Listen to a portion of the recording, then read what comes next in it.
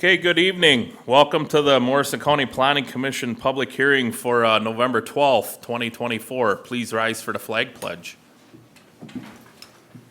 Pledge allegiance to the flag of the United States of America and to the republic for which it stands, one nation, under God, indivisible, with liberty and justice for all.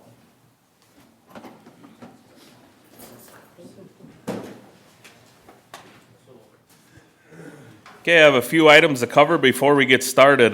Please sign in at the door if you have not already done so. There you will find a detailed handout of the step-by-step procedure we will follow tonight. If you wish to take one, please do. Please put any electronic devices on silent mode at this time. Also, please note that all testimony is being recorded for the record. Members of the Planning Commission are appointed by the County Board of Commissioners with one member from each of the 5 commissioner districts. Land Service staff is here to assist the Planning Commission with its duties.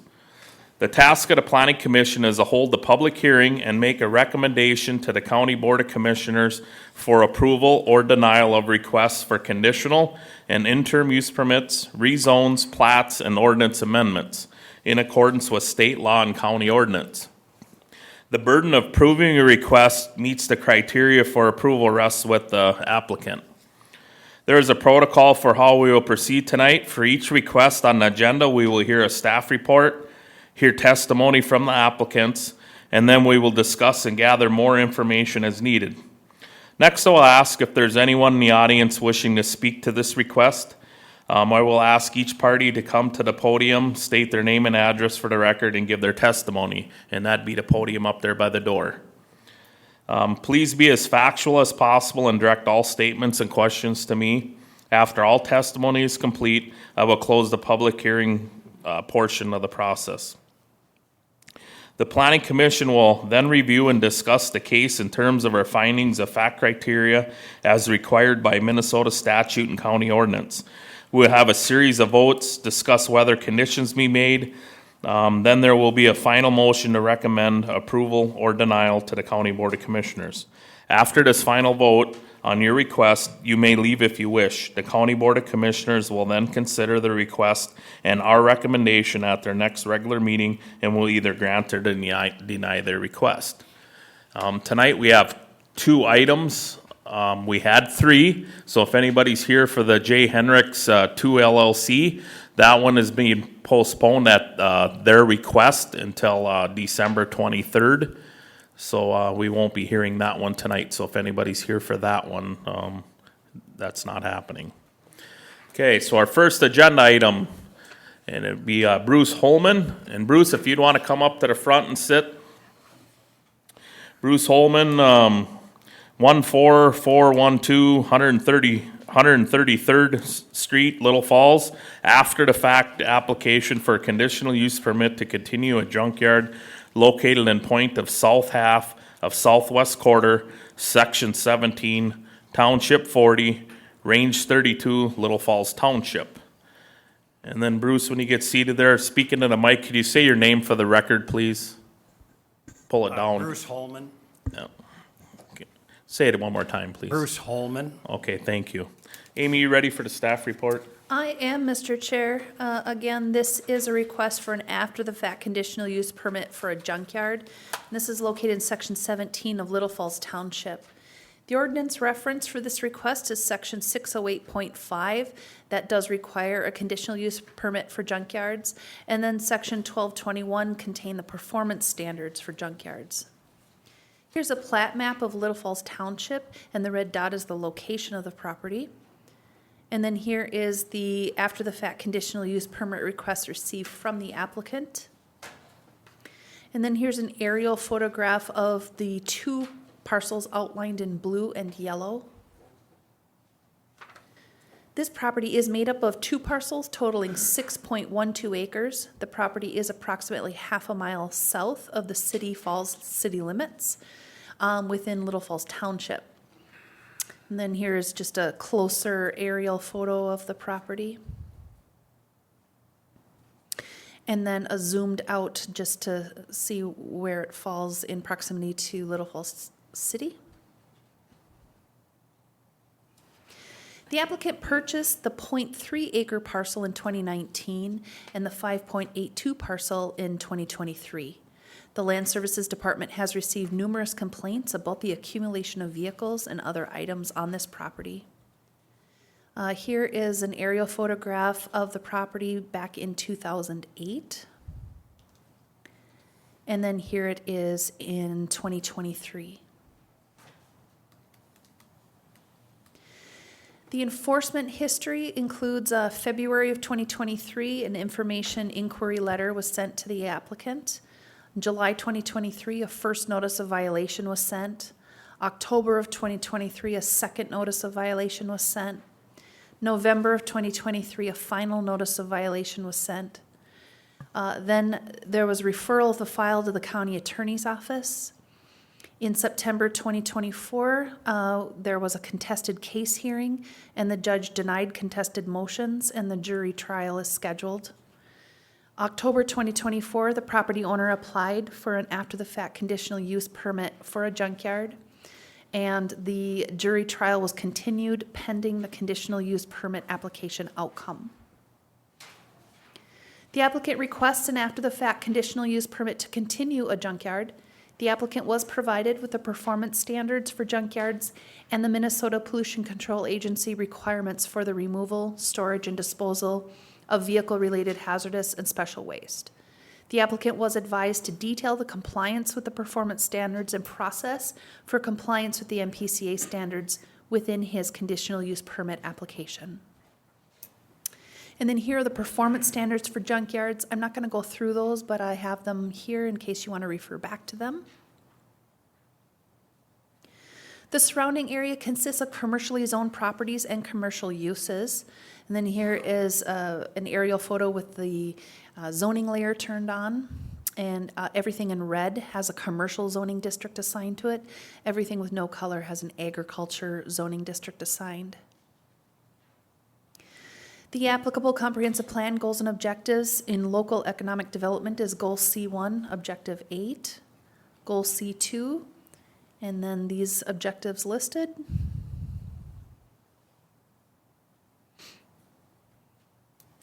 "42 notices were sent. No comment was received prior to the public hearing. And then here are your conditional use criteria. Questions, Mr. Chair? Okay, thank you, Amy. Mr. Holman, would you have anything to add? Is everything she stated correct? Yeah, I was buying that property several years before that, anyway, it was finalized after Ron Wooden had passed away, the purchase agreement was a long time before that, but anyway, I ended up paying off the estate. That's why it's registered to my name in 23 now, so. But I've been there many years. Okay. Okay, now I'll open it up to the board. If you have any questions for the applicant or staff, you guys can go ahead. Mr. Chair, Go ahead, Marvin. my first question is, how many notices you've received and ignored, and Land Services is not that bad to deal with. We hear all kinds, and I'm wondering why you continue to ignore all the notices that came your direction. As far as I know, there was 3 notices, and the last one, that's when I hired an attorney. And other than that, I just thought it was grandfathered in because everybody said that, hey, it's been that way for 40 years. You know, there's been, it's commercial property all that time, and Ron Wooden had a lot of stuff that I've been cleaning up there. There was over 300 race car tires by the building that I used for a house, and that took me a long time to get rid of all of them. He had been getting them from the racetrack and then shipping them all over the country, but that kind of fizzled out when they became rotten because they're out in the sun, so. But they're all gone now, so finally. Well, I'm very familiar with that property. I used to support Jim's Auto Parts years ago. I go to Center Soda and buy my fertilizer. I've been in and out of that. And as I'm pulling out, and I seen how it just kept on accumulating, and, you know, obviously the pictures confirmed that. And just like, oh, sooner or later, something's got to happen here. And here we are at this point.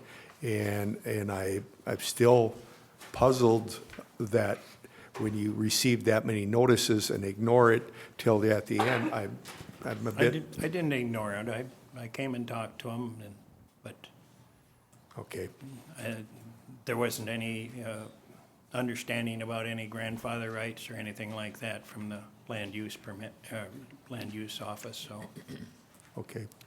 Well, Until I hired an attorney, I didn't understand that I couldn't operate as I had been for years, because Ron Wooden did it, and for what I understand, he never had any complaints against him. And what he left there was 7 big cabin cruiser boats and all them tires and all them trailer houses, 13 trailer houses that when he was selling trailers he had a lot at Randall, he'd bring the junk trailers there, and there they'd sit. And there was a lot of stuff stored in them. One of them was completely full of wood frame windows that the glass was all in, but you couldn't even hardly see out of them if you held them up because they were so blurry, so old. so, And I've gotten rid of pretty much all of them, but it takes a long time to tear all them trailer houses apart because you can't move them. They just fall apart. if I remember correctly, quite a few years past, wasn't that part of Bednar Trucking at one time? Because I think that was where he had firm back somewhere around there. When I was young, I kind of remember something else, but anyhow, but he said I'm it not just. sure. I do know that it was a pig farm or whatever building had pigs in it, and then there's also a scale in one of the other buildings that they'd run the livestock through and Okay. stuff like that too, so. Mr. Chair? Thank you. Go ahead, Amy. This will probably clarify things. Junkyards are an allowed use within the commercial zoning district with a conditional use permit. There is no grandfathering right within that, though. However, the way the ordinance is written is that even junkyards that were operating at the time the ordinance went into place, they were required to secure a conditional use permit within 1 year of the ordinance coming into place. So so when it comes to this specific use, there isn't a grandfathered right. Okay. Thank you. I understand the ordinance was enacted in 1970. So why Amy, wasn't anything done with the previous owners? Can you just talk that, I guess? Yep, Mr. Chair, the junkyard standards that we have now were in place later than 1970. I'd have to give you that history lesson at another time. But we are a complaint-based office, and so we, up until this time, had not received complaints regarding this property, and so, and that's how we work. And so when we receive complaints, that's when we take a look at it. So regardless of what was operating on it before, again, there is no grandfathered right for it, and it essentially has operated as a junkyard without permitting for quite some time, but that doesn't nullify the fact that we've got the violation now. And that really has been argued and asked and answered in court already at the contested case hearing. Mr. Chair, Amy, can you answer this here, if this CUP would be approved tonight, who would come in there, or how would this be policed to make sure there's not contaminated oils, soils, whatever like that? Is the MPCA coming in there, or what would happen if that would happen? What I'll say, Mr. Chair, is the burden is on the applicant to show that he is worthy of the permit. for this use and should be able to demonstrate to you that he can comply with the performance standards. So to me, that is a discussion you need to have with this applicant tonight. And then also, if this is recommended for approval, I would certainly recommend that you have some conditions on there that, that he comply with the performance standards of the ordinance along with the MPCA standards, and I have suggested conditions for you. But if the conditional use permit is granted, number one, he should be demonstrating to you right now that he meets the performance standards within the ordinance. And then also, then it would be a continuous monitoring on our end to make sure that those are continued to be followed. Okay, thank you. Mr. Chair, You done, Marv?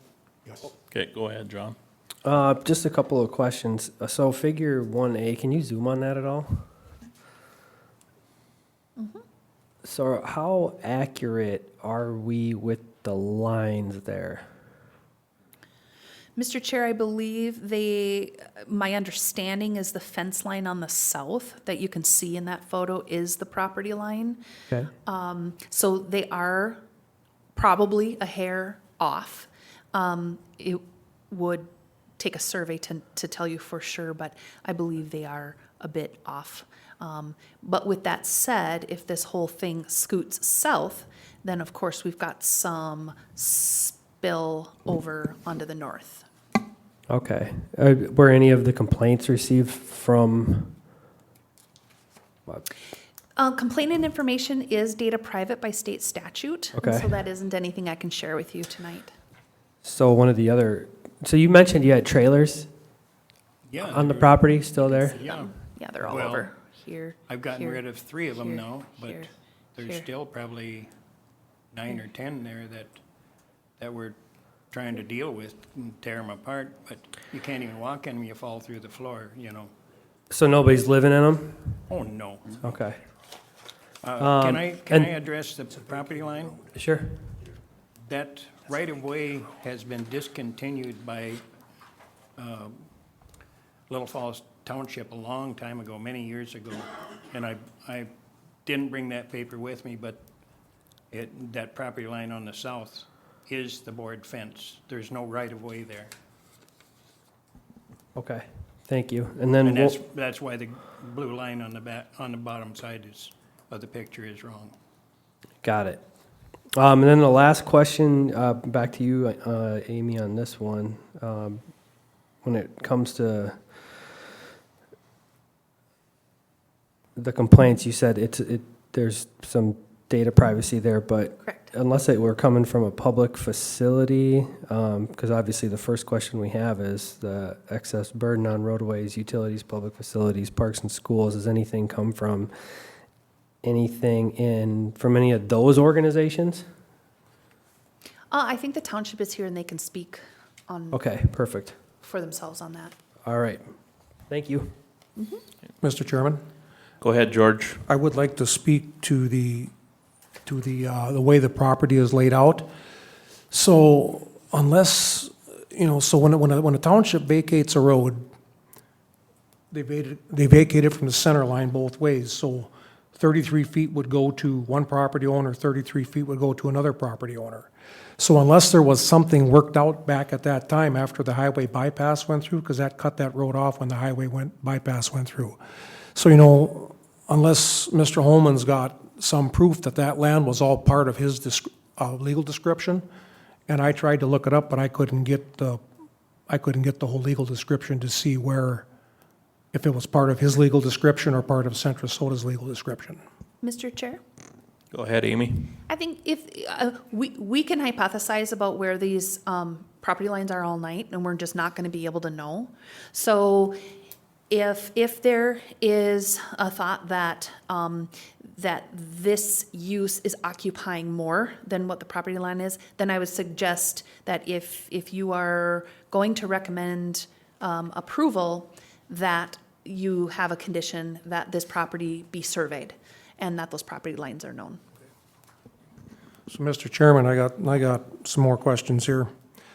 So first of all, Mr. Holman, does your operation, do you have a MPCA stormwater management plan? Have you met the standards by obtaining a permit, or you would need a certification that you meet the conditional no exposure exclusion from the MPCA?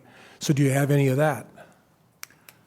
I don't drain the vehicles. I sell them as they are. All I do is take the gas tanks out of them and drain them, and then crush the gas tanks and put them back in the vehicles. And when I sell them to the shredder, they take care of everything else. I don't drain the radiators or engines or transmissions. Okay, but that still doesn't address your stormwater management plan. That's rainwater coming down. You know, the stuff that Amy gave you, there it talks about the MPCA rules and regulations for a salvage yard, and you need to have a stormwater plan, or you need to have a conditional no exposure exclusion to that stormwater plan. And, you know, so, I mean, obviously you don't have one. No, Okay. I don't understand it. Okay.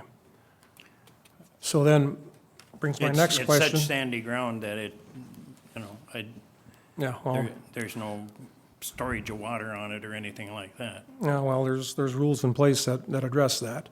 So my next question is, so what do you do with the gas that you take out of the gas tanks from the cars? I use it, In your own vehicles? yes. Because I know you stated you didn't sell anything to anybody. I don't sell it, no. What about the batteries? I do sell them. I just sold 43 of them more to Monticello. Okay, that's a recycling facility? Yep. I put them on pallets, I wrap plastic around them, and take them down there, and they unload them and dispose of them. And I'm assuming you keep records of that? How many batteries come in, how many go out, so on and so forth? I'm sure I've got records of it. Okay, I sold 160 of them the month before, okay. and I just discovered these other ones that were sitting on the cement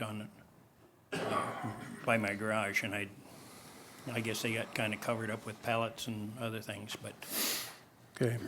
So my next question is, so all these here are dealing with the performance standards and MPCA guidelines. So the next question I have is off-street parking. You know, you're running a commercial business, you need to have off-street parking. Well, it seems like. I don't like, have customers. I do not sell Yeah, parts. well, but it seems like you do most of your work off of the township road. I was by there on Friday, there was, you had vehicles parked on the road. I was by there, yesterday, there was a white car parked by the gate and a trailer load of cars parked on the other side of the gate. And I've seen, trailer houses parked on the right of way. I've seen trailer houses that you drug down Highway 10 and put a gouge in Highway 10 and the bridge and County Road 76 and Little Falls Township Road that was an inch wide and 2 inches deep. I've seen all that, and you know, and I know that there's been violations, right-of-way violations, and I guess when, I mean, if you're coming here tonight for something, how come you aren't making at least an effort to work with people? I guess that's my question. Where's the effort on your part? And that stuff has all been tore apart and dismantled and disposed of, But not on township right away. There's state statutes for that. except my pickup and my trailer and the other car. I just been so busy, I haven't put that one in the pile yet, is all. But it's been, the gas tanks have been removed, and everything else is gonna go into the pile. So, okay, my next question. How many fires have been out there in the last 4 or 5 years? And one of the performance standards is that you gotta have a way in and a way out of there, and the fire department's gotta be able to get in there, and you have to keep a road open so they can get around in there. And it seems to me, I've talked with a couple of firefighters, and it seems like they gotta drive in and back out. And I believe that there's been a couple of findable violations of fires in there too, and that would be a kind of a bad deal if we had a fire in a junkyard.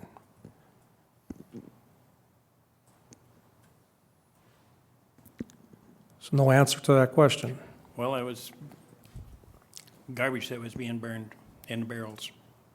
Well, that also violates a state law. So what about your septic systems? Don't have any. I have outdoor facilities and Nelson pumps them. So you do live in there also? Yes, I do, Okay. but I don't have sewer and running water. So there's no wells on the property either? Okay.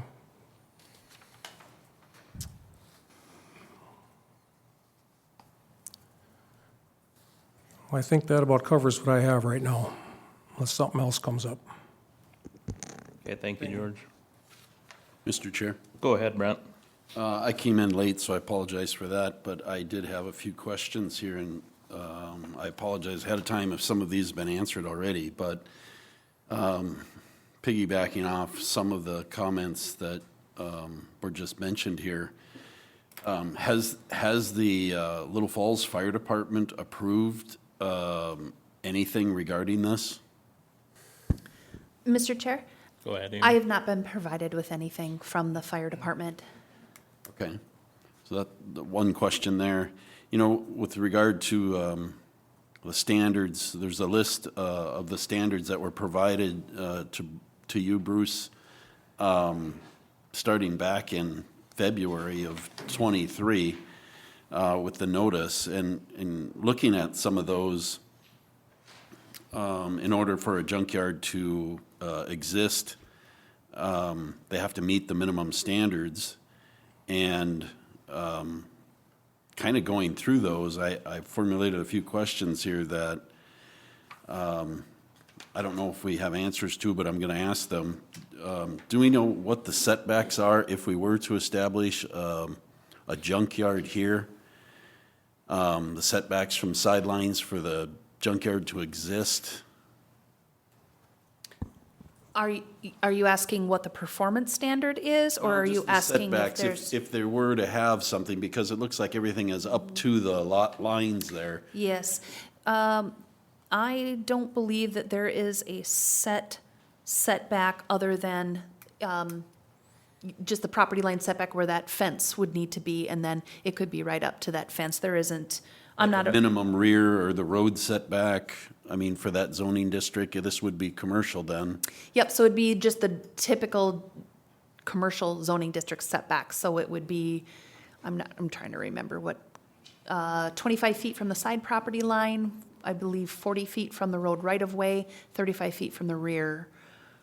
Beyond that, there isn't anything above and beyond what's just in the commercial zoning district.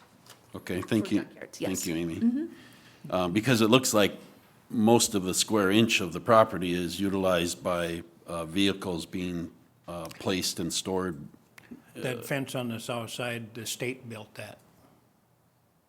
And that was built for Jim's wrecking yard when Sure, Hilmerson had that. sure.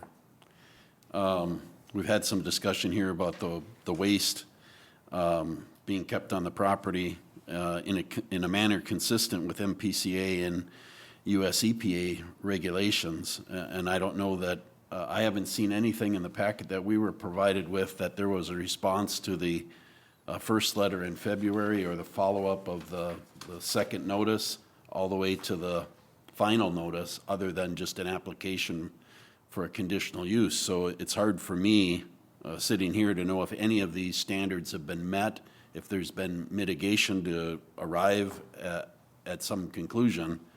I don't know if the piling of these vehicles are exceeding the height of a fence where you can see them from a quarter of a mile away. It seems like probably you can see that over the fence.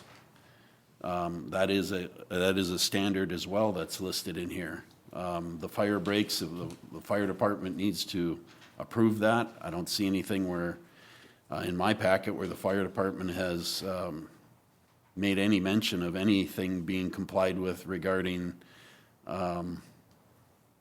the appropriate breaks or roads within. I did hear some comment from another member of the board regarding there being fires in there and the fire department having difficulties maneuvering and backing out. The on-site sewer regulations, another standard. Wells, if there are wells, abandoned wells. Do we know how many wells are on this property? I just answered that. I said none. No wells? There is no wells, no. Not from before or sealed wells? No. Okay. All right, those are my questions. Okay, thank you, Brent.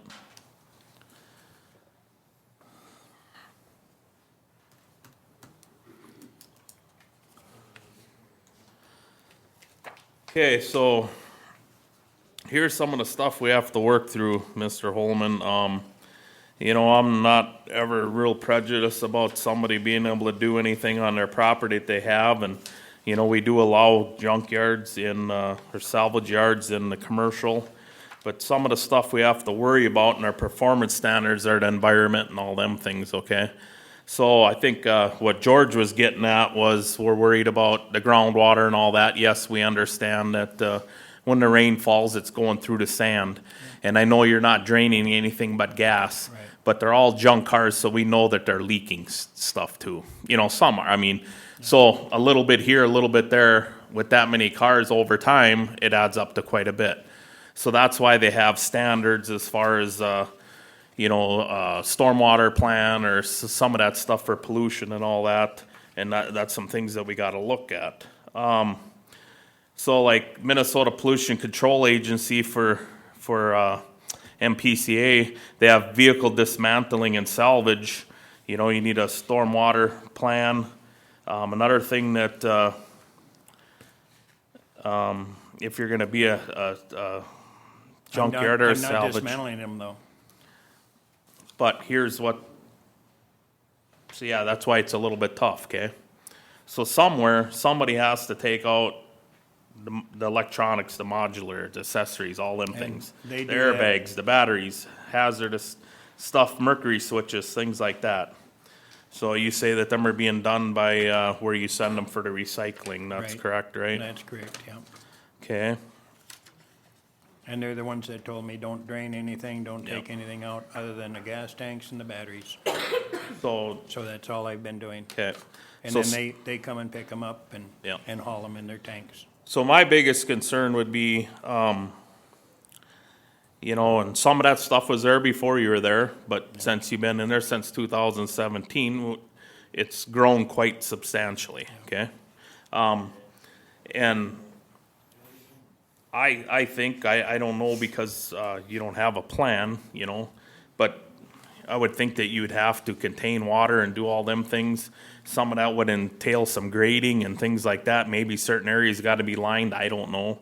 That's speculation, I'm not gonna speculate on it. All I do know is, you wouldn't be able to do any of that unless that thing was completely emptied out and gone through. But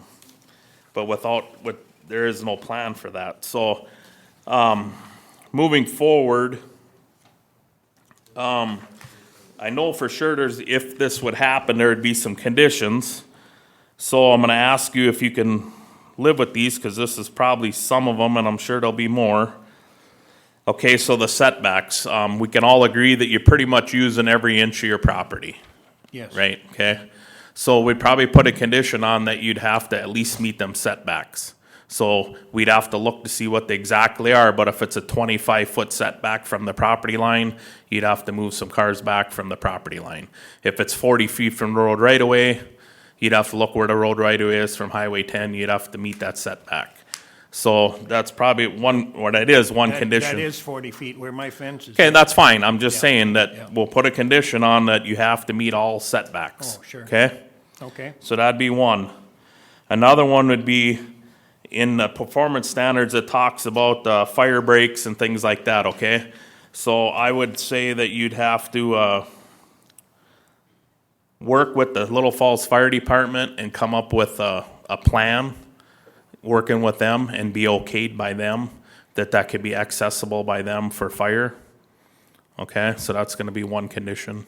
I don't know what else you guys, I just thought of them while you guys were talking and asking your questions, so I wrote them down. I was looking back here at May 8th, the aerial view here, there's some of my vehicles on there back at that time.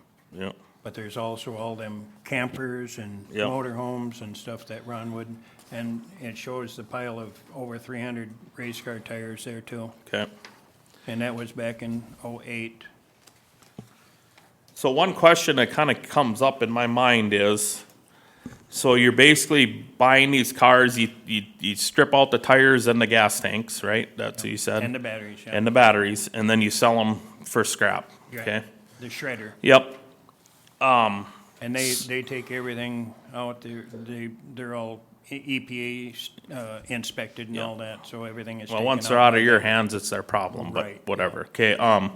But my question is, it looks more like a storage facility than a scrap yard, because, well, since 17, the pictures show it's growing more and more and more, so it just, you can't get the gas tanks and batteries and all that all fast enough to get cars out of there, or what? That's kind of been the problem of hiring anybody to help me with this, and I operate Tabbitt's Towing, so a lot of these vehicles I pick up at farmyards and different, well, I got 3 out of the city limits Yeah. last week. Okay, And these people are glad to sell them to me for $150, and I don't lose any money that way, and it gets it out of the city limits. And because to me, it just looks like it's more storage, but I understand you can't I get, because sold it's it- growed I sold in since 17. February, and I'm planning on selling again in February this Okay. year. This coming February anyway, Okay, and I will sell at least 200 of them then, so okay, I've kind of got a contract with them, so.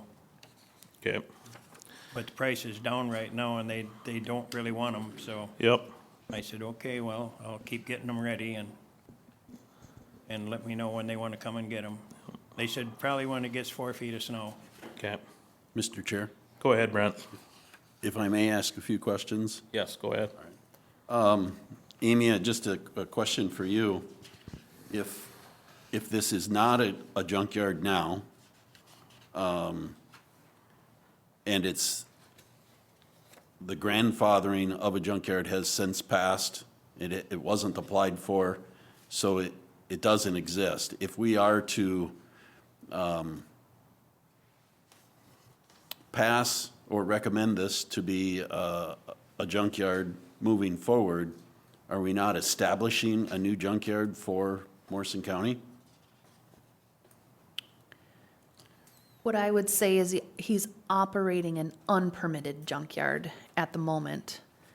And in order to be permitted, he would need to meet all of the performance standards to be a legitimate, legal junkyard. So to me, just because there's no interface, people buying and selling parts, the definition of a junkyard is anywhere where you're storing things that, based on the way you're storing them or the condition that they're in, they cannot be used for their intended purpose. So so regardless if he's selling parts or storing or whatever, when you accumulate 3 or more inoperable vehicles, you've hit the threshold of a junkyard. So I would say he's an unpermitted junkyard at the moment. And so the choices before him is to either come into compliance and remove everything so he's not operating a junkyard, or get permitted to legally operate the junkyard. Did that answer your question? Yes and no. Okay. My follow-up to that would be, if permitted, Yes, then we've established it as a junkyard yes, currently, and so you've created something that wasn't, because it doesn't exist now. that's correct. Okay. Yes, and then he would be held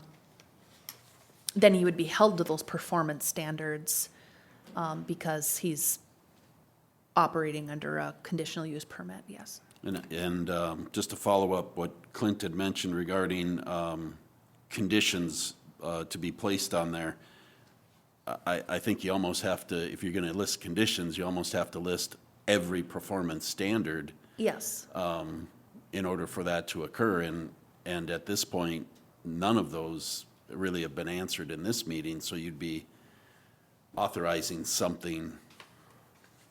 You're kind of putting the horse before the cart is what I guess I'm just going to say it that way. yeah, Mr. Chair, Go ahead, I Amy. guess I would liken this to a feedlot, for example. A feedlot is another use within the ordinance that has performance standards, it has setbacks, it has minimum things that those need to meet, and they need to show that they meet those, and that's when they get their conditional use permit, when they've shown that they meet those. And so I don't see this much different. Mr. Chair, You done, Brent? Yes, Okay, thank go you. ahead, Marv. with that being said, I guess I'm trying to think about the correct words here, but I'm thinking till he proves that he meets the performance standards, we can't go any further and allow this to happen, in my opinion.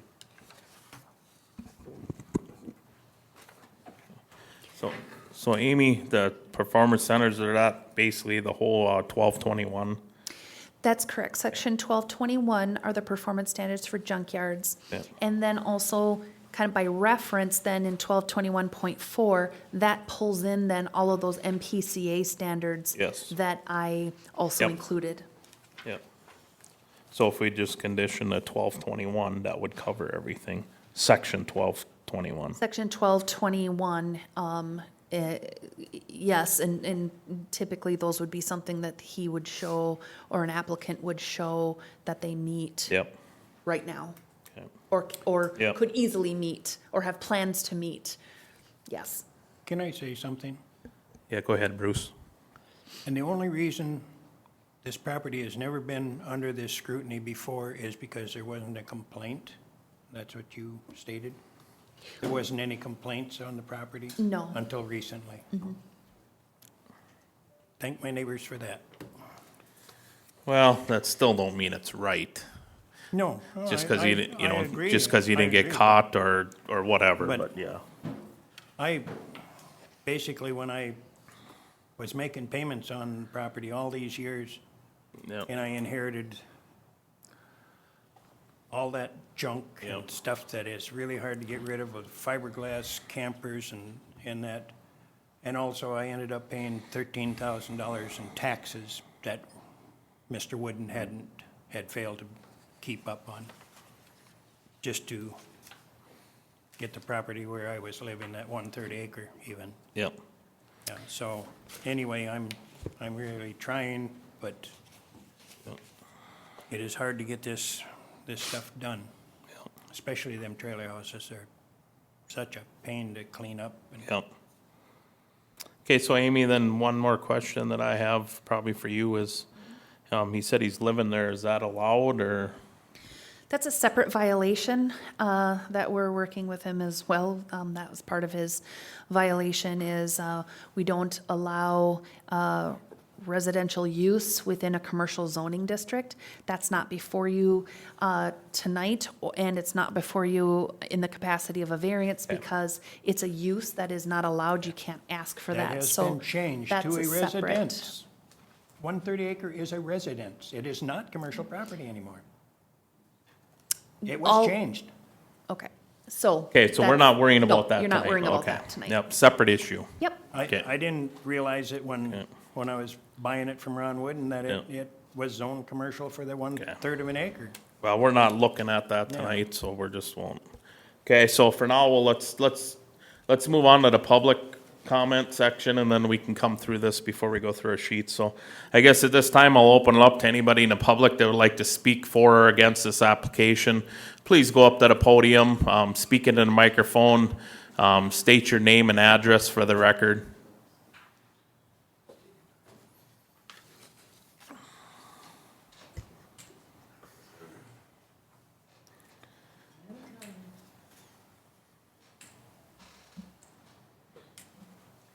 Good evening, everybody. I'm Cindy Siltman. This is my husband Dean. We're neighbors to Bruce Holman.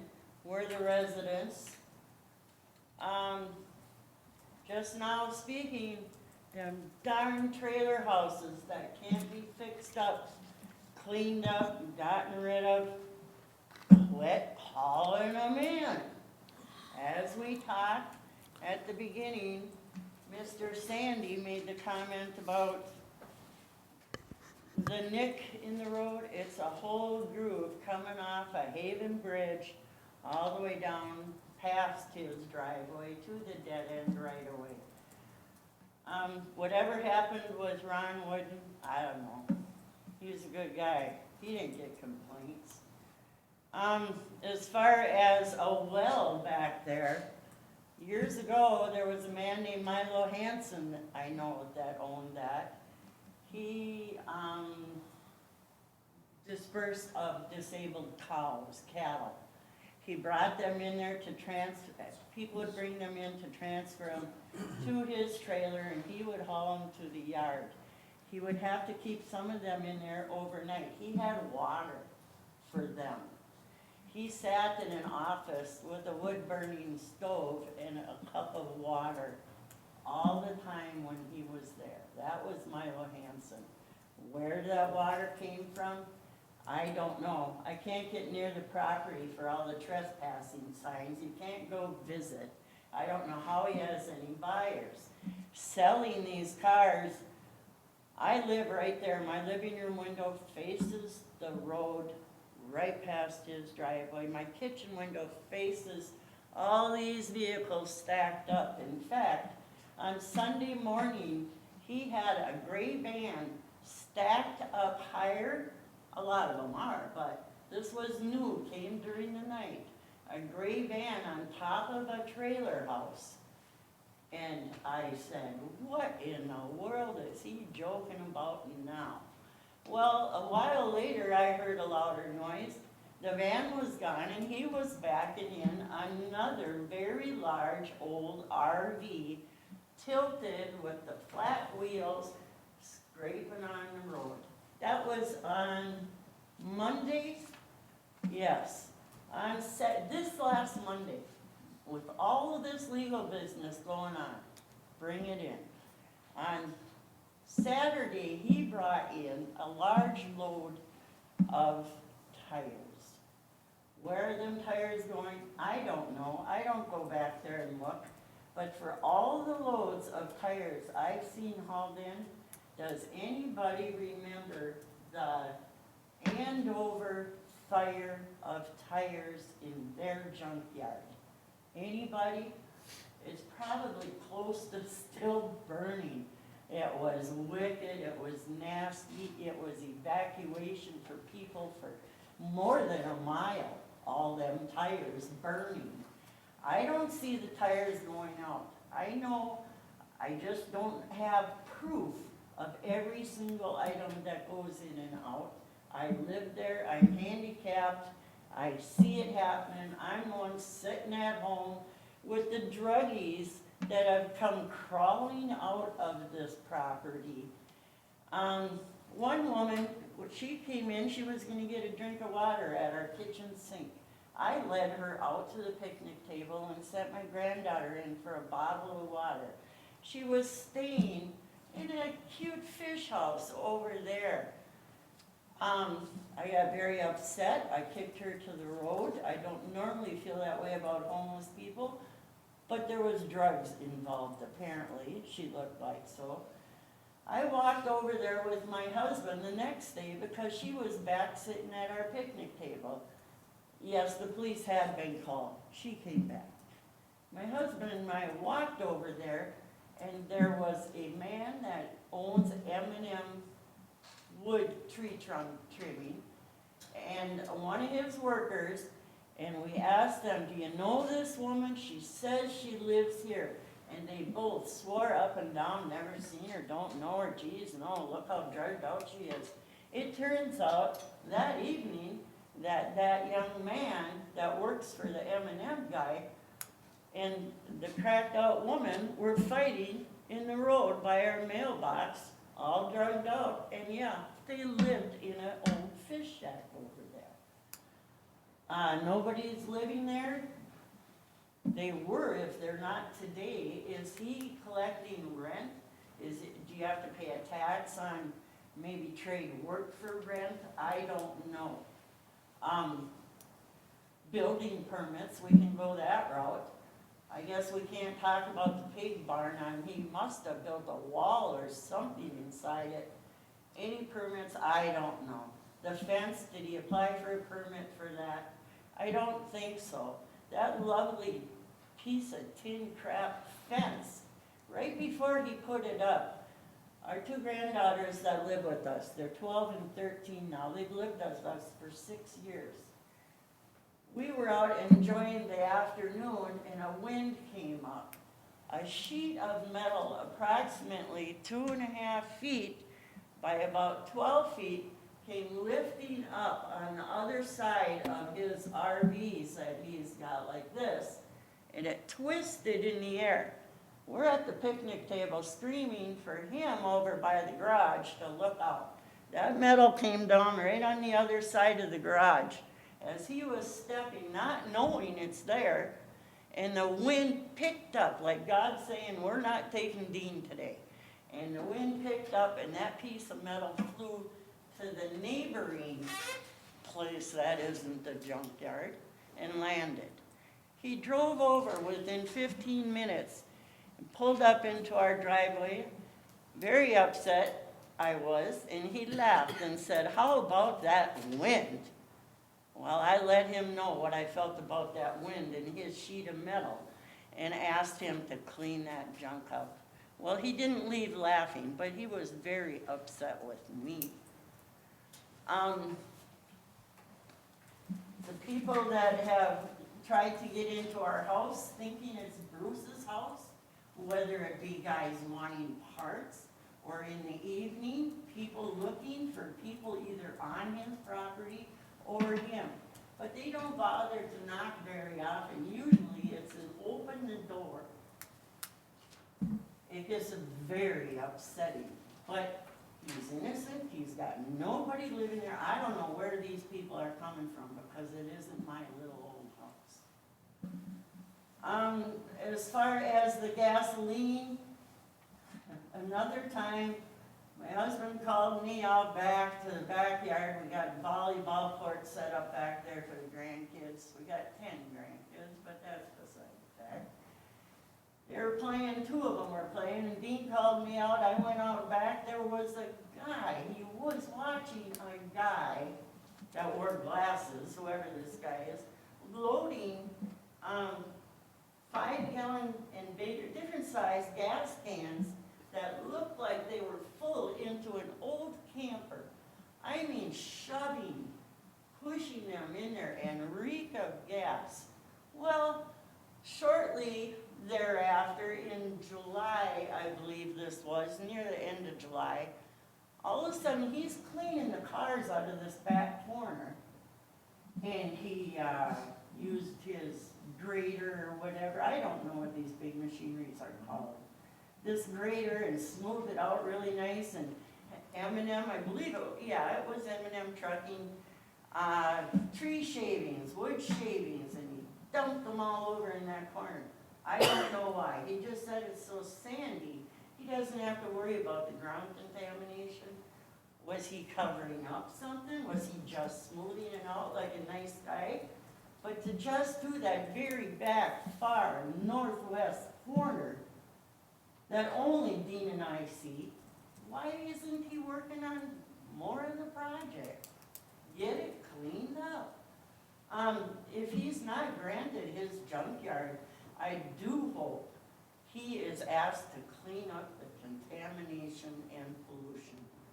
If he's collecting cars, they're not collectible items, but he's got so many trespassing signs. How are customers getting in to buy this stuff he's talking about? You can't get in there. Even one of the delivery guys stopped his van and walked to our house and asked if he was gonna get shot going in there. I said, take a chance. I don't know what to say. So we have free on antifreeze oils. This taking the tires off, I don't know where that's coming from because there aren't many cars there without tires. This is all, let me see what I'm missing here. The fights that happen with people that don't live there, but they show up.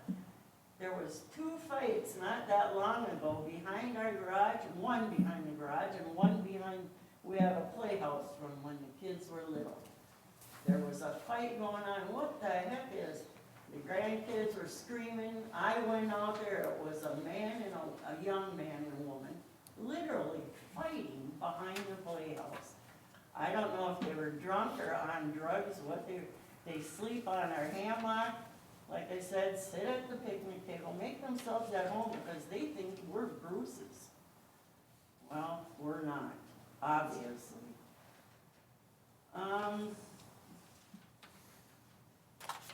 Lot of activity at night. I just can't express how much activity at night.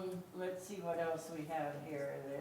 We have called environmental or Minnesota Pollution Control. They cannot help us out with any suggestions to him because it's being investigated. Everywhere, DNR, we tried. They can't help us yet because it's being investigated, which we appreciate.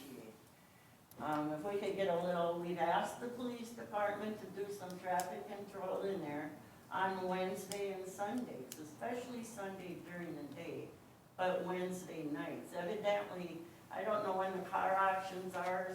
I'm thinking whatever one is used the most locally, it must be on Wednesday, because Wednesday afternoon, in come more cars, and they have the auction ticket on the window, and they have a car following them Wednesday.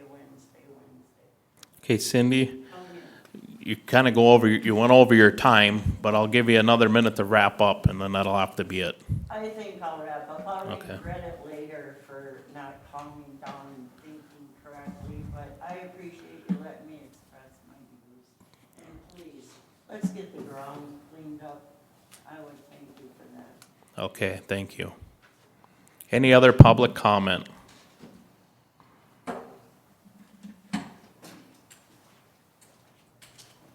Good luck to Wimpy.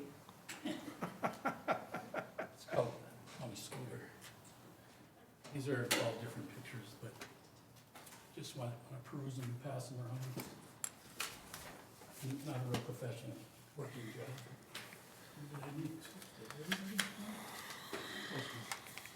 You probably got. They're all different. Oh, no, they're not. Give me them back, sorry. Sorry, they're all the same. Is this everybody got the same set? No, they're all different. All different? Okay. You know, if you need them Once you labeled, see them, if you need them labeled for time and date, that would just take a long time to do, but I can do it if you No, want to I'm just establish a gonna- I'm timeline or just something. gonna mark them as exhibit. All right. Sounds good. Okay, greetings, Morrison County Planning Commission, staff, commissioners, and guests. I am Chuck Perrins, elected official, supervisor, and board chair for Little Falls Township. I live at 11878 Zebulon Shores Drive, Little Falls, Minnesota, 56345.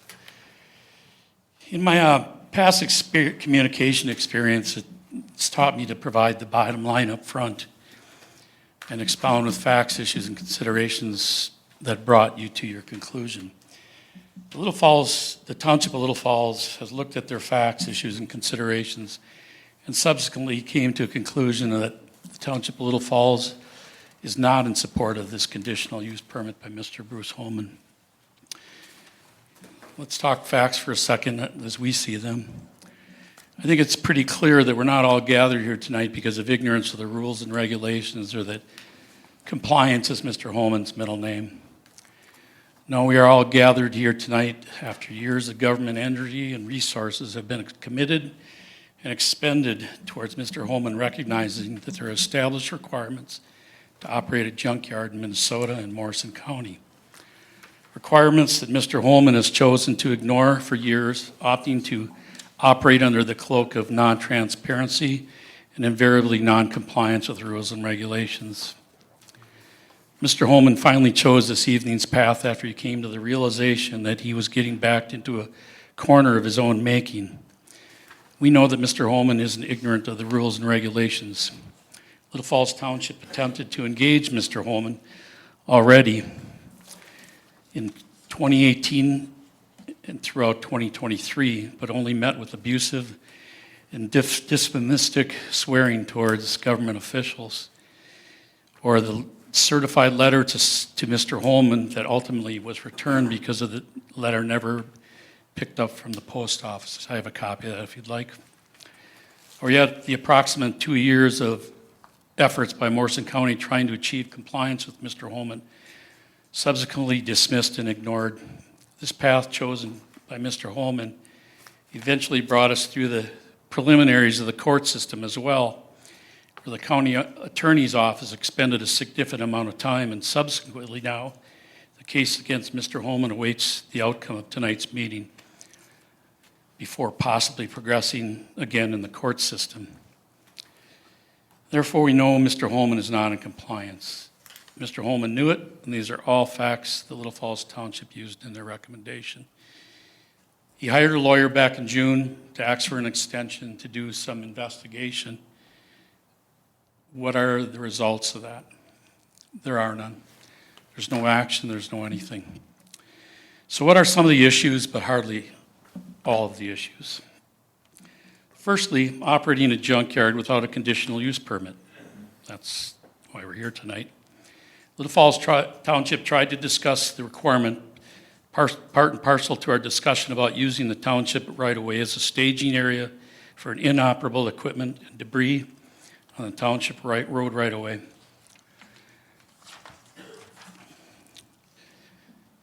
The township also at the time attempted to address the encroachment on neighboring property lines and setbacks, as well as having people living on or within commercial properties. Again, met only with abusive and dysphomistic swearing towards Little Falls Township officials. There is no evidence of compliance of the rules or regulations administered by the MPCA, Minnesota Pollution Agency, let alone any other Morrison County rules, ordinances, or regulations enforced by departments like Land Services or Public Health. For example, it does not appear that Mr. Holman has ever created a written stormwater pollution prevention plan as required for a Minnesota industrial stormwater permit to assess potential sources of pollutants at the facility. That's under MPC Sector N for scrap and waste recycling facilities. I don't know that we've determined that yet, but as mentioned above, there are significant encroachment on the neighboring property lines and setbacks. Mr. Holman has stacked vehicle carcasses and debris against fences and property lines with total disregard for the neighbor's health and safety. Sometimes the vehicles are stacked 4 and 5 layers high, on occasion causing the piles to fall over into the neighboring properties. It also mentioned before, it's the preponderance of transient people living on the property on and off. There are no facilities or infrastructure to support a commune or RV park. There have been innumerable calls to the county sheriff's office to investigate possible acts of domestic violence and nefarious characters operating in and around the neighboring properties, knocking on doors all hours of the night and the like. There are instances of vehicle fires, unauthorized burning, several cases of trash and rubbish burning. I can print those off for you if you'd like those from the Little Falls Fire Department. Imagine these types of fires and toxins and the airborne contaminants that have been released into our township. Or think about the beautiful tire fires that may be possible. Just think about the wasted human and logistical resources wasted on fires where a reasonable person would surmise have been started at Mr. Holman's will. So summarily, what are some of the considerations? Priority attention must be given to encroachment on neighboring properties with significant measure taken to ensure the health and welfare of the residents in the area are respected. The facility must at a minimum meet the requirements of the Morrison County Land Use Permitting, must meet all the requirements of the State Pollution Control Agency. These two government units generally have all overall oversight of these types of facilities. They also have oversight on the property boundaries and setbacks and the like. Because of the proximity of Highway 10, other agencies such as the federal and state departments of transportation may need to weigh in. MnDOT standards for screening and determination if proposed screening will do the job. The preparation of a sightline study for each project is required. The fence out there is in disrepair. He's been out there trying to fix it on occasion, but at this point, if he's going to stack things that high, I think there should be a line of sight study on what you can see from Highway 10 as well. Land Services should consider the two pieces of property and how they would be addressed for the permitting process. I'm not sure if you can consolidate them or not, but that would be at least addressing them together. Handling of hazardous waste, hazmat and haz waste. The state needs to investigate the overall handling of hazmat. There are a number of vehicle petroleum oils and lubricants and aerosols that need to be addressed. Gasoline, the handling, storage, and/or recycling of gasoline. It is also purported that gasoline is being resold and may have some issues with the Department of Measure and Revenue as well. It is also reasonable to ask questions like what Mr. Holman is doing to meet the requirements, rules for selling catalytic converters in Minnesota, and are appropriate documentation being provided for their sale and reporting to the Department of Revenue as required. What are the conditions for other recyclables, hazmat, and haz waste? Consideration must be given to batteries, tires, and other recyclables, hazmat, and haz waste. There needs to be a baseline water testing and characterization of the soils of the facility prior to any approval of a SWIP or permit. The people living in the neighborhood need to have their health, welfare, and safety prioritized as well, which may also require some air and water quality standards for testing for toxins and other airborne contaminants like volatile organic compounds. How deeply are we committed to the promoting of fairness, equity, and principles of environmental justice? The Department of Labor standards should inspect the facility for worker health and safety. Stacking and storage of vehicles should be addressed for conditions for the facility and what kind of safety and hazardous waste training will be required. Finally, let's be perfectly clear. There are other significant signs and indicators of Mr. Holman's total disregard and willful ignorance towards the compliance requirements. Certainly, time and weather cannot be a factor in making progress towards Mr. Holman's compliance. All these requirements were known years ago by Mr. Holman. However, he shouldn't be asking for consideration because of time and weather. That would be unacceptable. As we are aware, there are many considerations that must be addressed, and these considerations are just a fraction that need to be addressed. Regardless, conditions will be required to operate a facility such as this, especially in a mixed zoning area. Little Falls Township is to promote fairness, equity, and principles of environmental justice. Consider more aesthetic screening than a hodgepodge of leftover scraps thrown together. All the vehicle carcasses must be removed from neighboring properties, and setbacks should be established for the same. Thank you for your time this evening and opportunity for Little Falls Township to present their position on this permit request. And any additional information you'd like, I can provide that, or as anybody in the board could do so. Thank you. Thank you. Any other public comment? Any other public comment?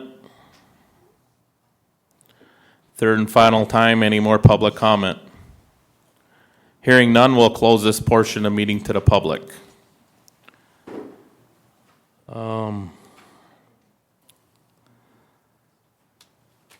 Hearing some of that, I'll just ask you again, is anyone else living on a property besides you, Mr. Holman? No, Okay. there's people that come every day, and sometimes they're helpful. Today I was on the road most of the time, so they didn't get much done. Okay. And then, you say you take the gas and you use it all. How do you store that? I have a barrel that I can pump it back out of, Okay, so like a 500-gallon barrel, 300, okay. 500. Okay, Actually, I've got 3 500-gallon, but I only have one that I use for the gas. okay, Because I don't get that much. okay. Okay. You guys got any more questions, or are you ready to go to the criteria questions? Criteria? Yep.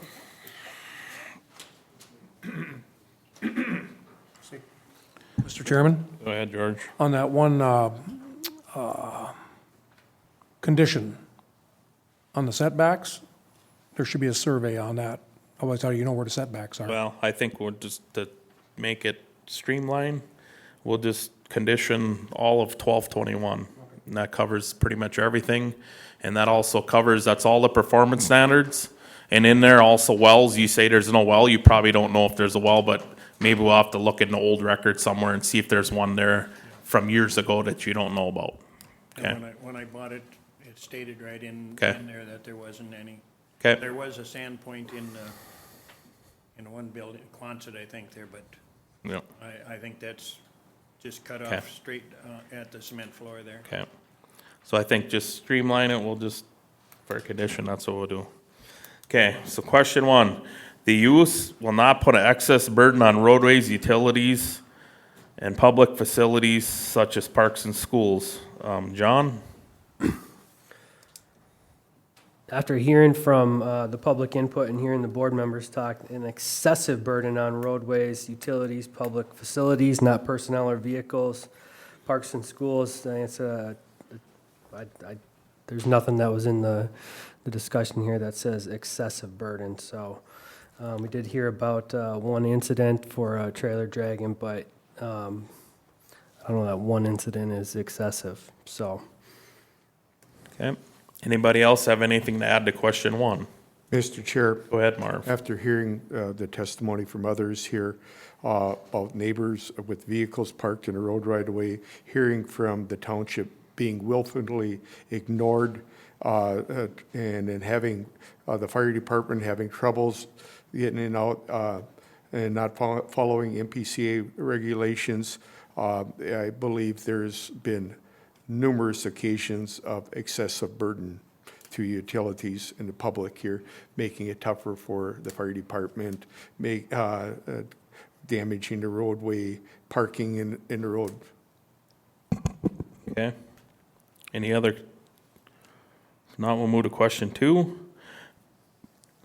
The request will not be detrimental to the use and enjoyment of other property in the immediate vicinity for the purposes already permitted, nor impede the normal and orderly development and improvement of surrounding vacant property for uses predominant area. Okay, so part of this is when I answer this one, when you look at it, it's allowed in the commercial zone with the proper fencing. I think with the condition of 1221 that would address the fencing, I think that would definitely help. As of right now, yes, it is detrimental to the other surrounding properties as far as people seeing it, just the way the things are I have a run. 10-foot high fence that I got built this summer. Okay, well, I'm just going through it. This is how I see it. Okay. Okay, so yeah, you could go either way on this one. I maybe tend to probably say no on that, but that's where I'm kind of at. Anybody else have anything on question 2? Mr. Chair, ahead, I'll just John. reinforce the surrounding properties and the discussion here and from the township and the neighbors there. That's the enjoyment of other property in the immediate vicinity. And then some of the orderly development thing refers back to what Marv referenced in answer to question 1 about just having the right type of access and the right type of emergency right away. So, Okay, Mr. Chair? go ahead, Marv. Also should be reference the pictures that we had received from the township of how, I talked about a fence, but you could see all these vehicles piled up there and falling into the neighbor's property. So it's definitely detrimental to the neighbors and the When neighboring was property. that? The township had submitted some pictures that they'd taken around your When property When he that. was trespassing, you mean? Yeah. Went right past my trespass? Hold on, sign? Mr. Holman.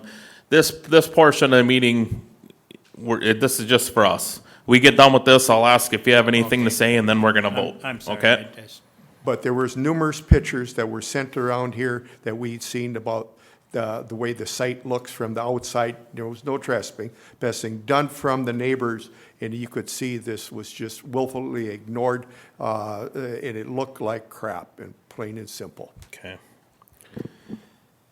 So we'll move on to question 3. The use and opinion of the planning commission is reasonably related to the existing land use and the environment. Groundwater, surface water, and air quality in the surrounding area will not be adversely affected by the proposed use. Brent?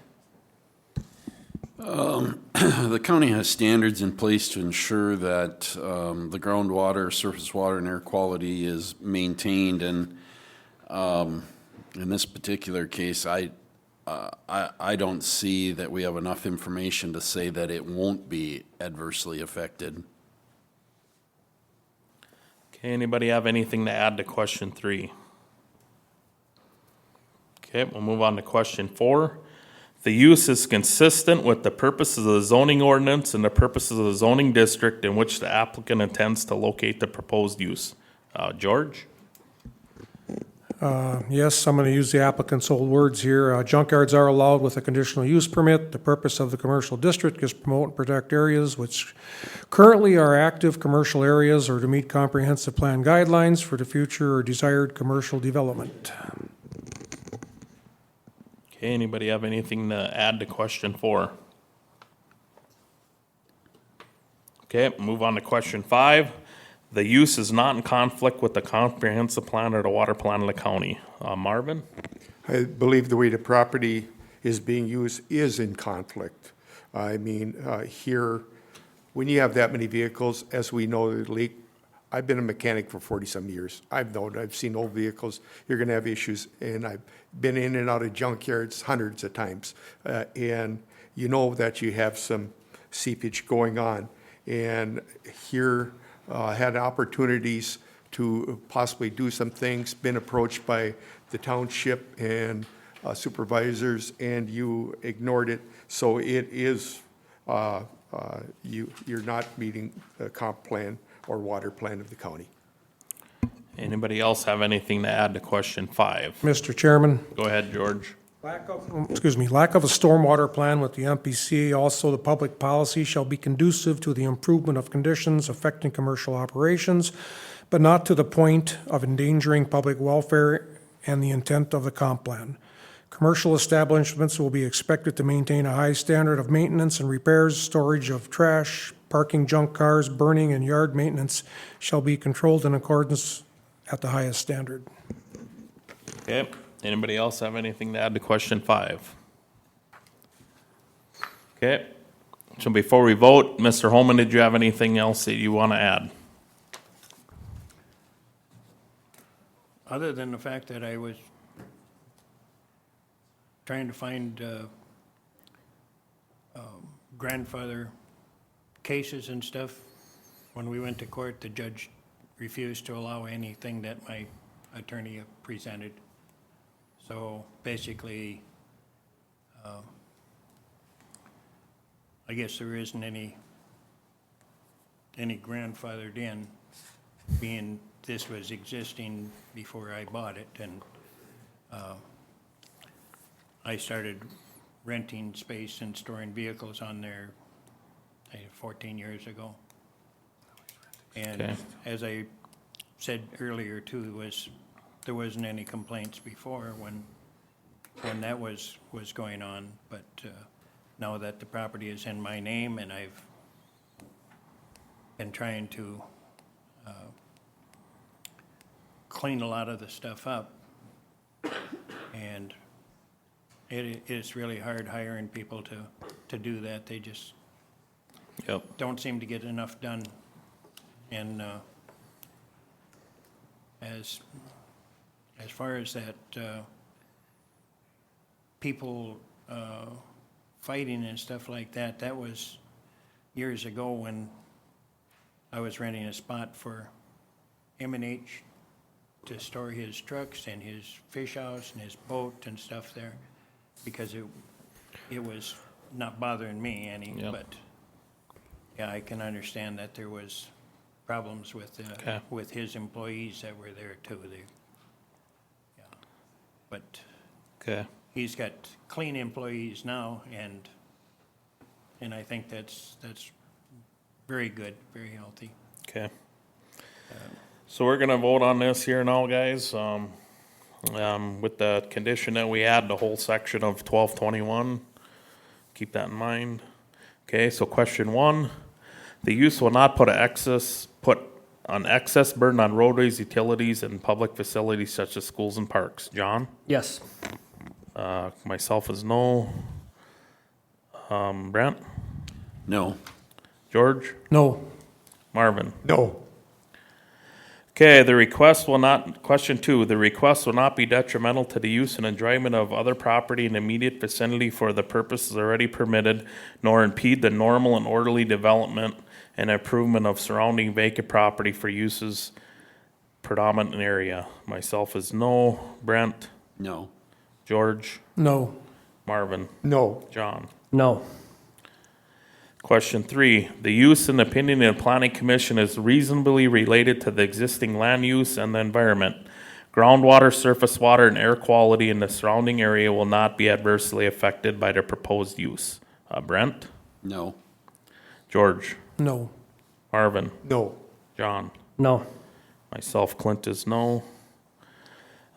Question 4, the use is consistent with the purposes of the zoning ordinance and the purposes of the zoning district in which the applicant intends to locate the proposed use.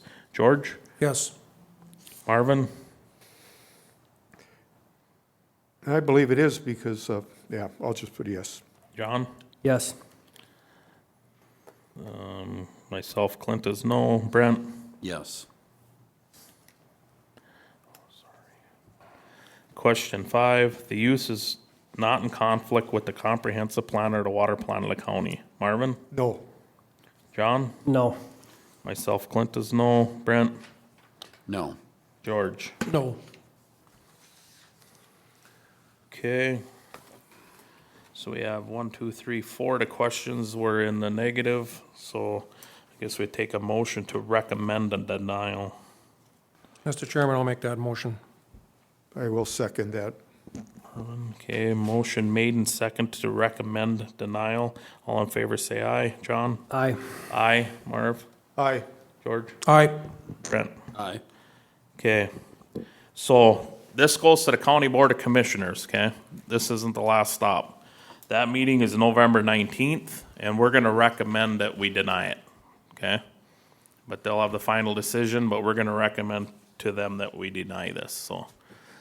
Any questions between now and November 19th, reach out to staff at Land Services, and hopefully they can guide you through that. Okay? Thank you, you're free to go.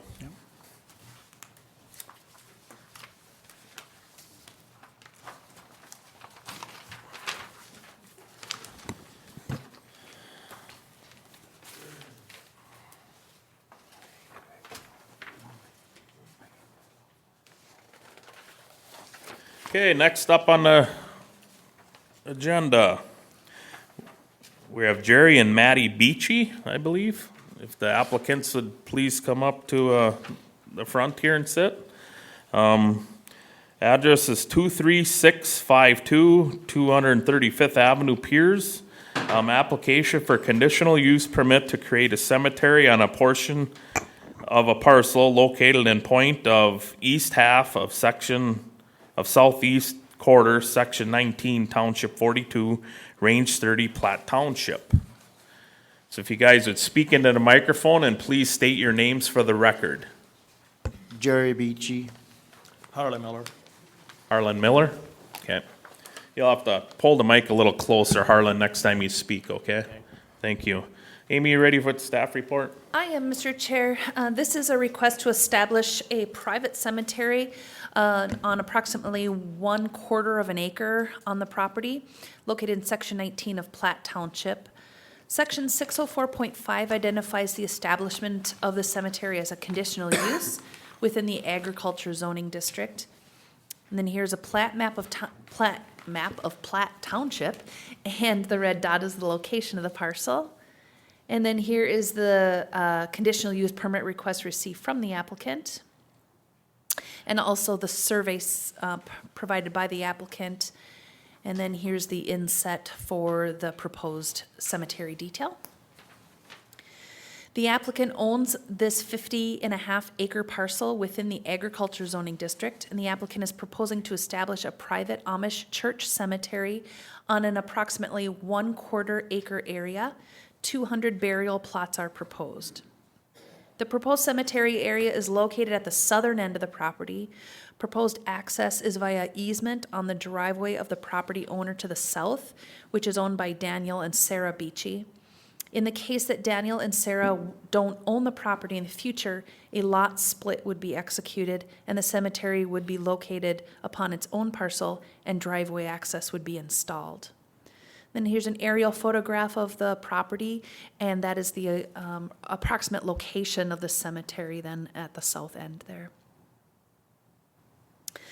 Roads within the cemetery are not proposed, as each grave will be hand dug and no motorized vehicles will be accessing the area.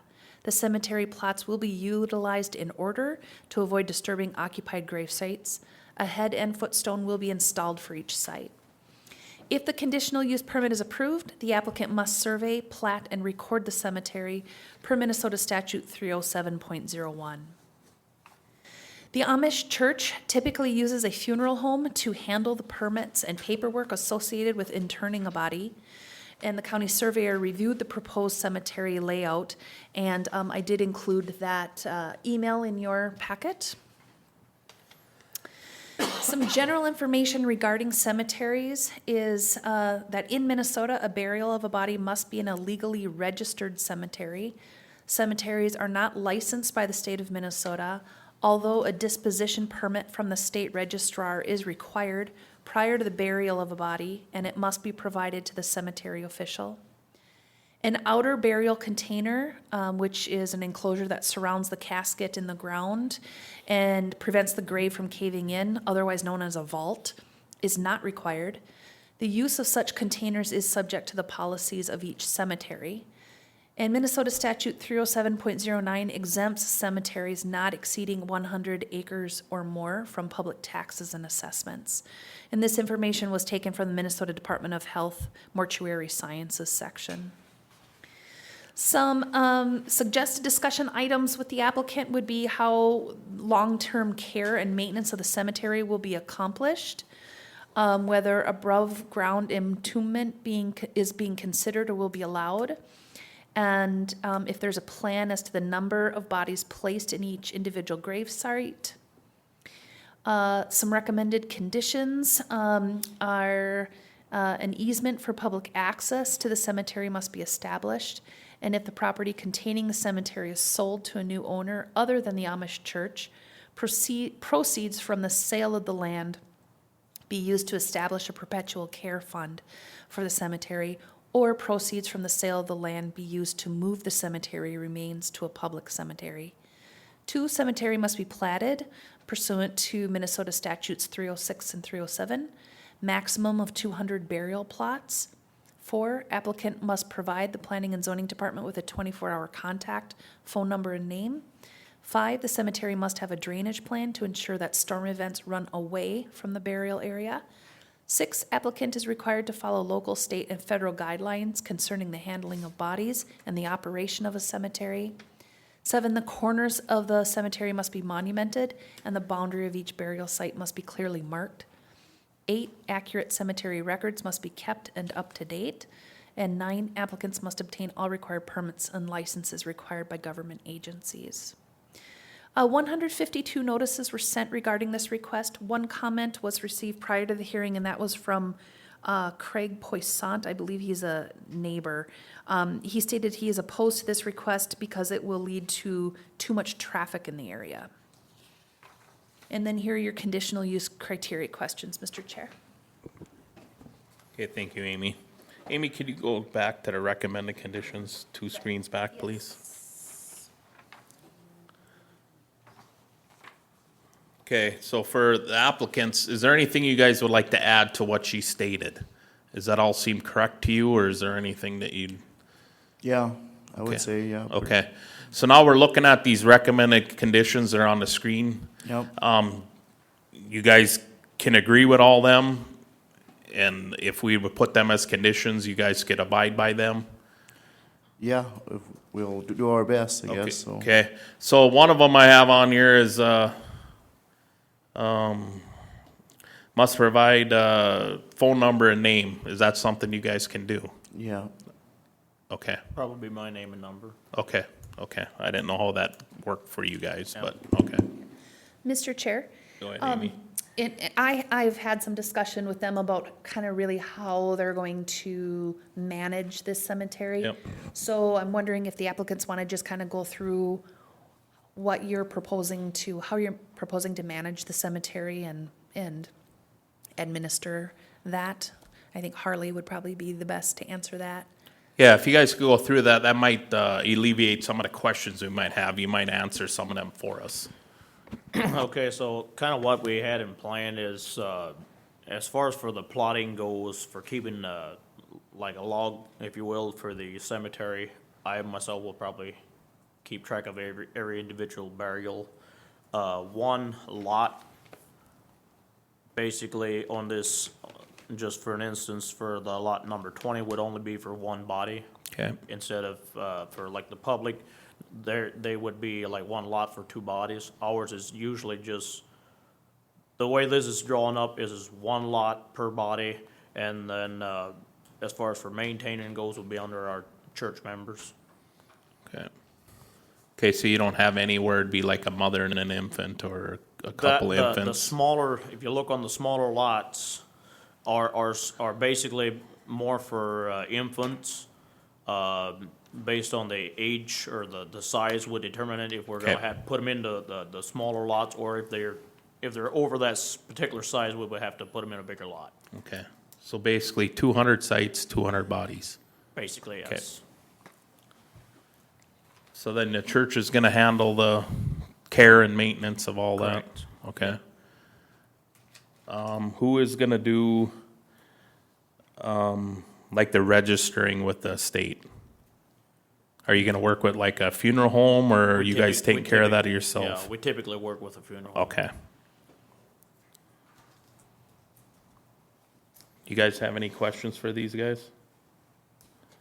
Mr. Chair, Go ahead, Marvin. as the one neighbor's responsible worrying about too much traffic, I kind of not expect too much traffic, but I would think everything you do is horse and buggy, whatever like that. And at a burial like that, what would you expect a typical amount of traffic going to that? And would it all be in horse? Would it be walked, or how would you get there? So typically, a lot of it is done by horse and buggy, but there might be a few vehicles, such as 15 passenger vans or maybe a bus or something, taking most of the people, say, up to the driveway or somewhere close, and then the remaining distance, they would just walk in. Okay. In a typical funeral, how many would attend something like that, or burial? It varies anywhere between 500, sometimes, sometimes up to 800 at times. Okay. It depends on, and sometimes it won't even reach 500. It really depends on the. Okay. Mr. Chair? Go ahead, Amy. And is that how many people you would see at the cemetery? Not necessarily. Or is that the number of people that attend the funeral somewhere else? Basically, yeah, that would come in to attend the funeral. Going to the cemetery, maybe, I guess, I didn't really stand and take a count. I would guess between maybe 1 and 200. So the service is not held at the cemetery? That's, okay, thank you. Okay. That answers that with the traffic and all, which I didn't assume it'd be a whole lot, so. Yeah. And thank you. Mr. Chairman, Go ahead, George. what about parking? Excuse me, what about parking?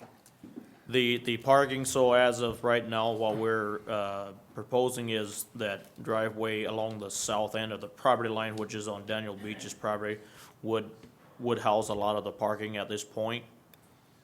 Such as the horses and buggies and stuff would be obviously gonna have to be tied up. So we can't just, park those alongside of the road, obviously, but for the most part, I'm gonna say 90% of the traffic is probably gonna be off the road at that point.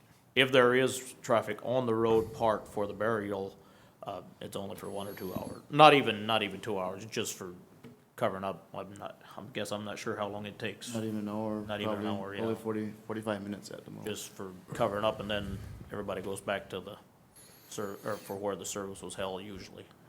Okay, for just while we're on this subject, sorry to jump in, George, but just typically what a lot of, what this probably is no different than any other conditional use permit as far as parking. We just don't allow no parking on roads, okay? Okay. So I think you should, just make sure that, at least go off-road parking, okay? Okay? That You answered can my come up for question. public comment in a little bit, okay? That answered George, go my ahead. question. That answered, okay. Because I was going to bring that up about parking on the Okay. roadway, so yeah, thank you. So just so you understand that, just off-road parking, okay?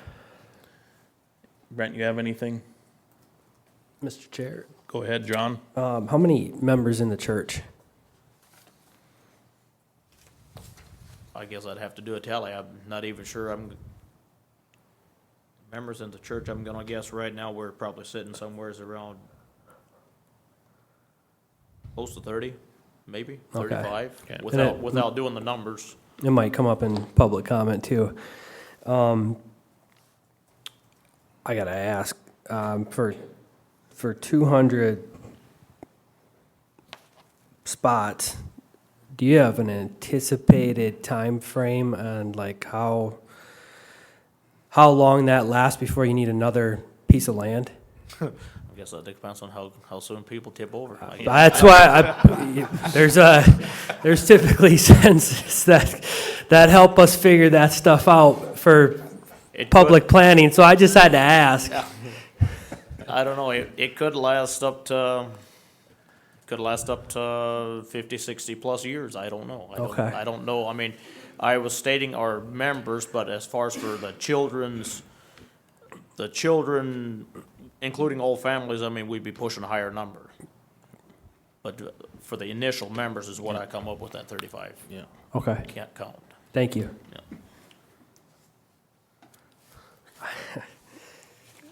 So you guys have any other questions at this time? Otherwise, we can open up to the public and then, okay, so we'll open this portion of the meeting to the public at this time. So if anybody would like to speak to this application, please go up to the podium, state your name and address for the record, and talk into the microphone.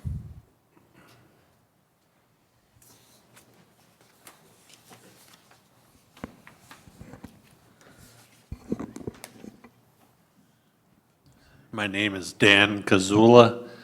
I live in the Harding area. My address is 23801 295th Avenue, Piers, Minnesota. And I do a little bit of driving for the Amish people to work and for errands for their needs. And as far as parking on that cemetery road, there is a field that is right along that road. If the hay isn't this tall, I would say parking would be available at any time there's a funeral. And I have also witnessed a rather large funeral in the Malacca area. All of these gentlemen and their wives and children went to that funeral in Malacca. And there were vans there, and it was a beautiful sight. It happened to be on a Sunday, and all the men were in a circle inside the farmyard, inside the building area, and the ladies and the children went to the house to prepare for a luncheon. Very dedicated group of people. Thank you. Thank you. Any other public comment? Young man, you kind of seem to know what the number in the church is. Would you want to come and share that with us?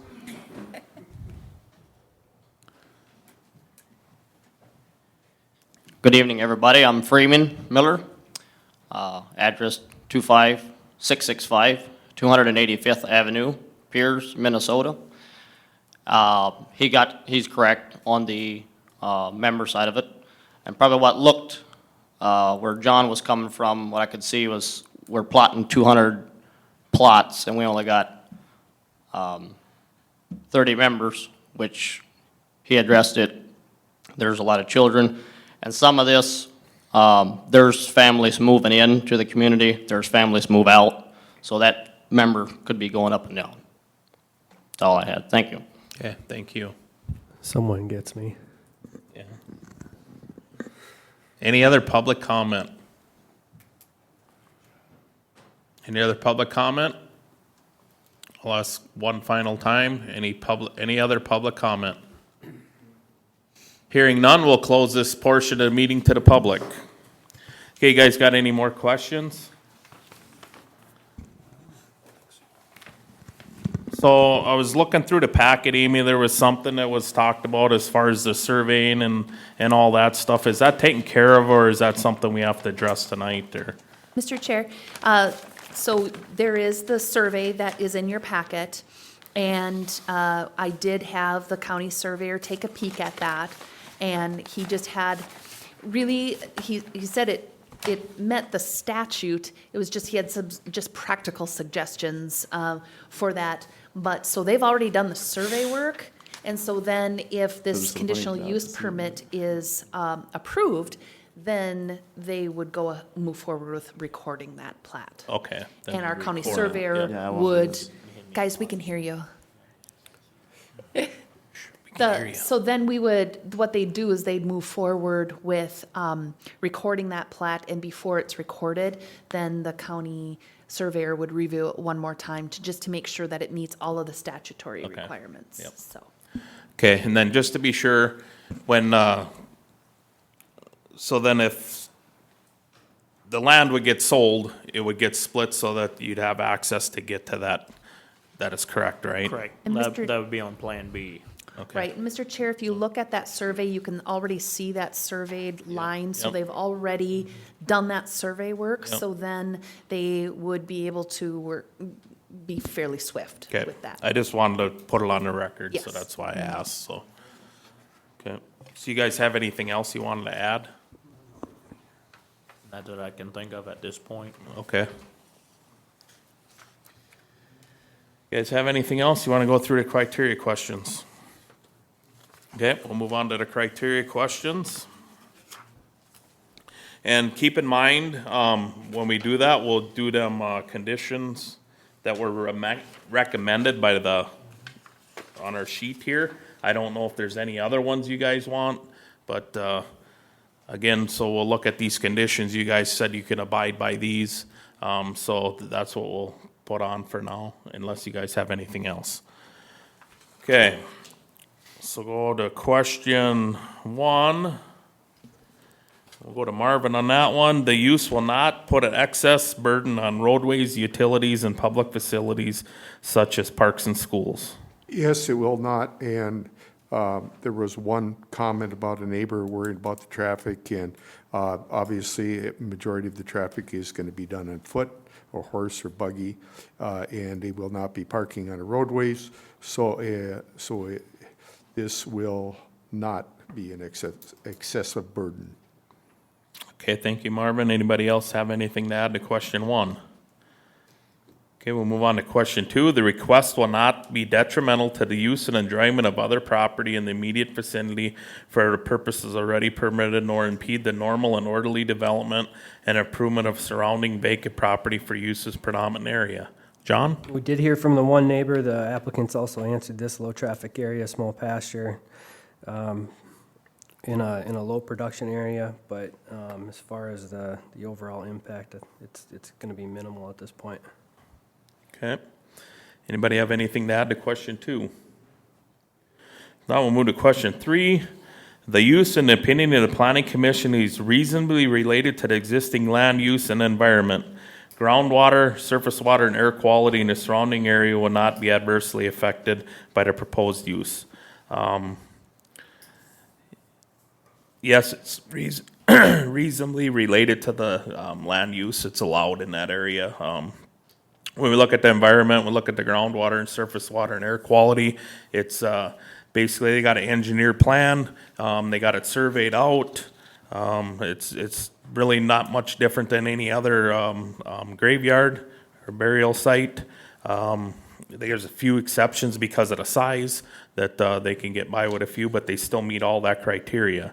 So I'd have to say yes to question 3. Anybody have anything else to add? If not, we'll move to question 4. The use is consistent with the purposes of the zoning ordinance and the purposes of the zoning district in which the applicant intends to locate the proposed use. Brent?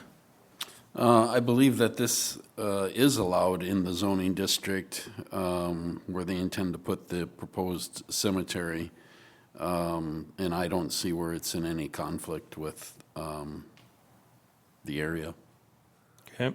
Anybody have anything else to add to question 4? If not, move to question 5. The use is not in conflict with the comprehensive plan or the water plan of the county. George? Yes, the use is not in conflict with the comprehensive plan, water plan. It's in a very rural area. I think I know exactly where it is. There should be some fairly good drainage there. And, yeah, so the answer would be yes to that one. Yeah, I'd just maybe add to question 5, we don't have to worry about roads and runoff and all that thing. They're really not going to disturb the area much from the traffic that goes in and out of there. So we won't have to worry about the erosion part of it or anything like that. So I'd just add that to question 5.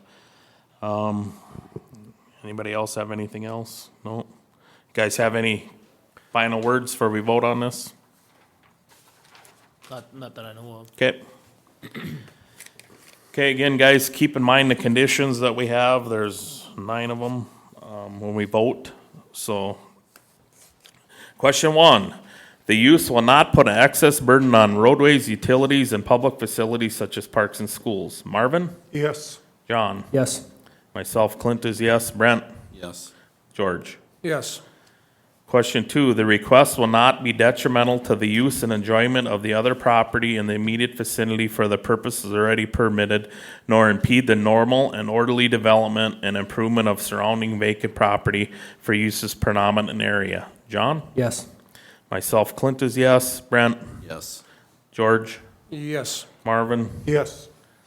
Question 3, the use and opinion of the planning commission is reasonably related to the existing land use and the environment. Groundwater, surface water, and air quality in the surrounding area will not be adversely affected by the proposed use. Myself, Clint is yes. Brent? Yes. George? Yes. Marvin? Yes. John? Yes. Question 4, the use is consistent with the purposes of the zoning ordinance and the purposes of the zoning district in which the applicant intends to locate the proposed use. Brent? Yes. George? Yes. Marvin? Yes. John? Yes. Myself, Clint is yes. Question 5, the use is not in conflict with the comprehensive plan or the water plan of the county. George? Yes. Marvin? Yes. John? Yes. Myself, Clint is yes. Brent? Yes. Okay, looks like we got all the questions answered in affirmative, so I guess I would take a motion to recommend approval. So moved? I would second that, Mr. Chair. Okay, with the conditions? Brent, okay. 1 through 9. Okay, so there's a motion made and seconded to recommend approval with the conditions. All in favor say aye. John? Aye. Myself, Clint, aye. Marvin? Aye. George? All right. Brent? Aye. Okay, motion passes. So we're gonna recommend approval to the County Board of Commissioners. They'll see it at their November 19th meeting. In between that meeting and now, if you guys got any questions or any work, sounds like you've been working with Land Services already, contact Amy or her staff and they'll give you a hand with that. Very well. Thank you, guys. Thank you, Amy. Yep. She's been a good help. Yep.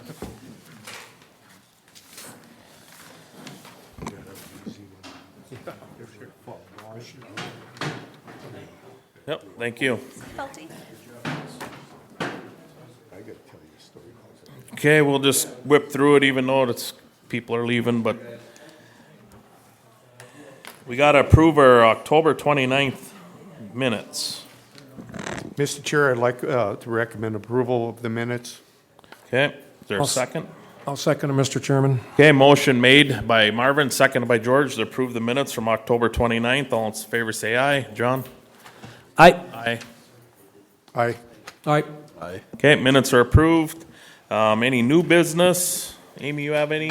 No, I don't, Mr. Chair. Okay, old business. I don't have any of that either. Okay, Motion to adjourn? okay. I'll second. All in favor say aye. Aye. Aye. Aye. Meeting adjourned. 7